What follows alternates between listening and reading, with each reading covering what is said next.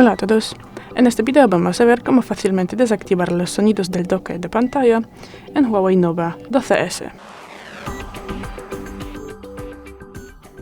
Bueno, si los sonidos nos molestan y queremos desactivarlos, para esto tenemos que abrir los ajustes. Bajamos y pasamos a la pestaña llamada Sonidos y Vibración. Tras eso bajamos más y abrimos aquí la última pestaña que es Más Ajustes.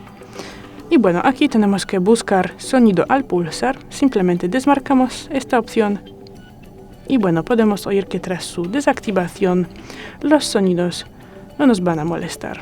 Y ya, es todo. Muchas gracias por ver el vídeo, déjanos un like y suscríbenos. Hasta luego.